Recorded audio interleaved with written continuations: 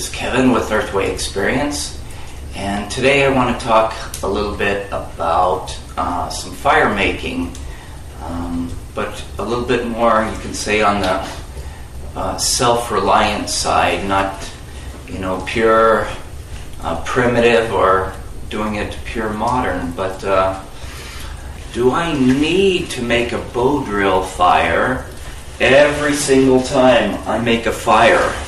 Right now, I don't need to do that.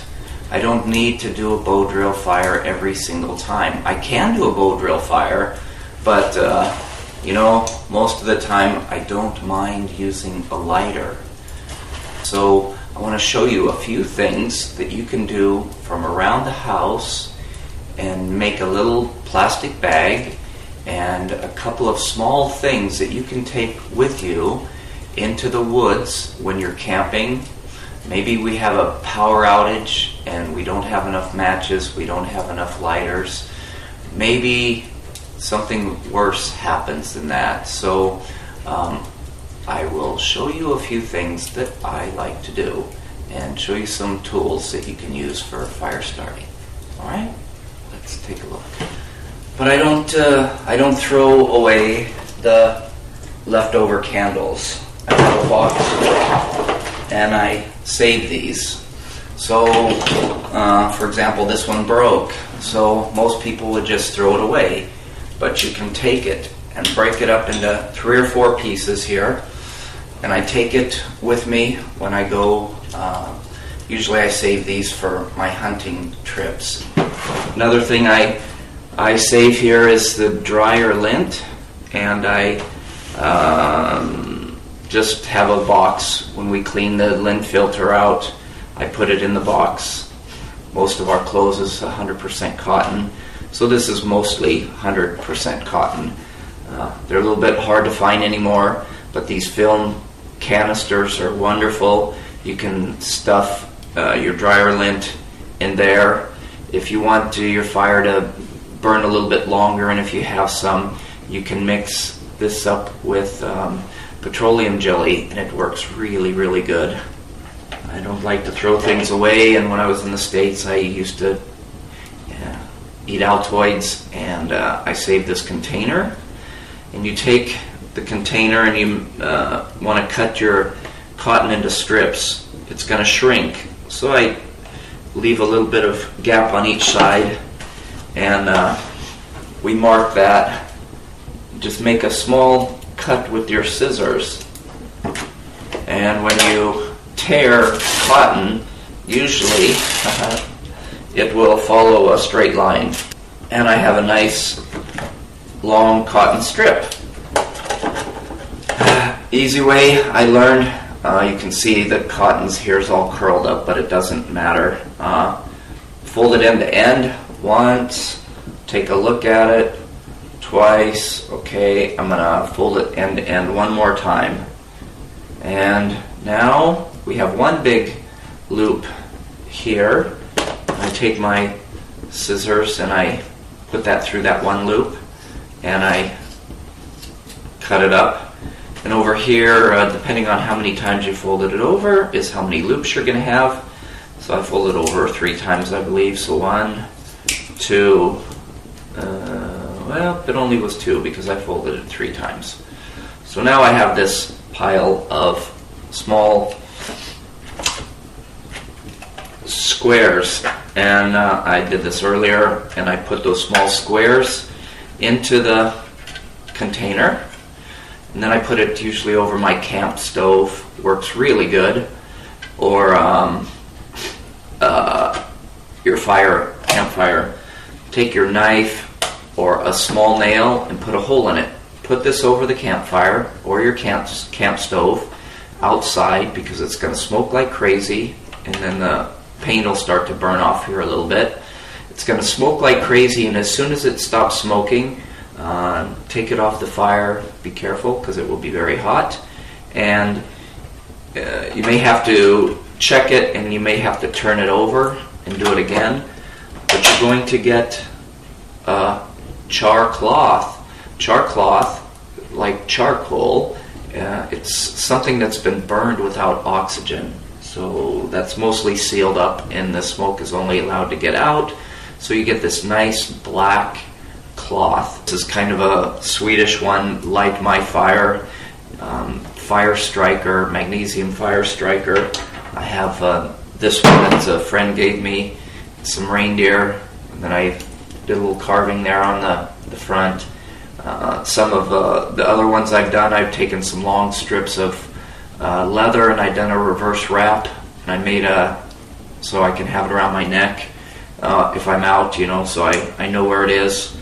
And then this is a knife I made to start these. I'll show you here, but you never want to use this sharp edge.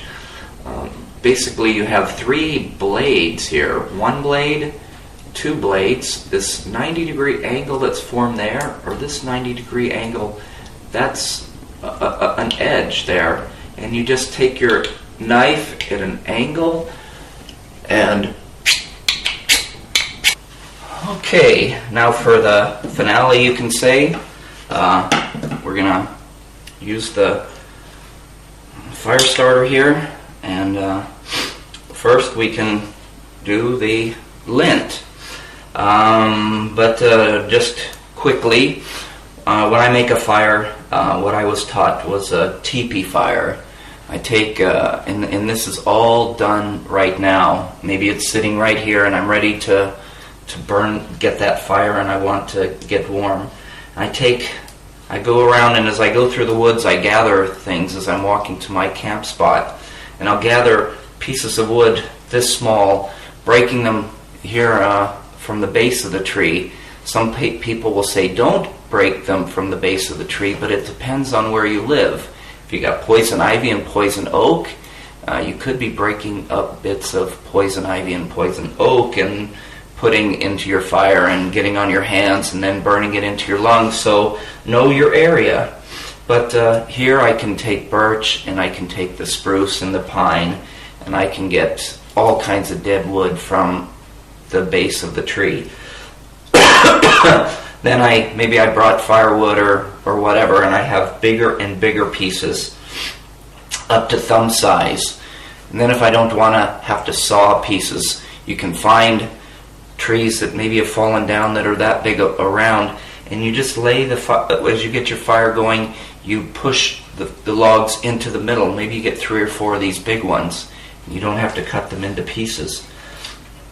But we need to get our fire going. So we have our little teepee, we have all our wood sitting there, we have some birch bark or some dried grass or something else that's going to help us with this. This is kind of, I call this equivalent to our coal that we make when we do our bow drill. You have some other dry tinder material as well, but it's this simple. And now I take this and I put it in my teepee, and I have my small log fire, small bits there, and I have some birch bark. Maybe I have to blow a little bit. Maybe I have another piece of drier lint. Maybe I have some piece of wax there that I've used. But if I want to extend this, like I said, a little canister with some petroleum jelly, and it will burn much longer and actually be much hotter.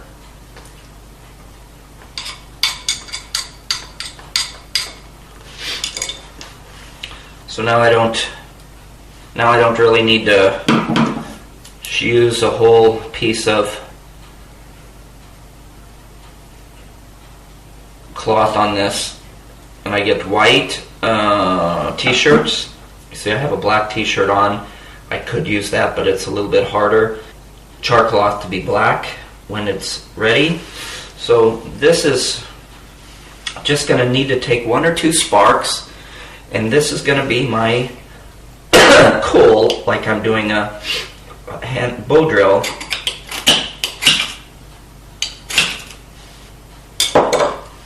Now there, 1 spark caught there, and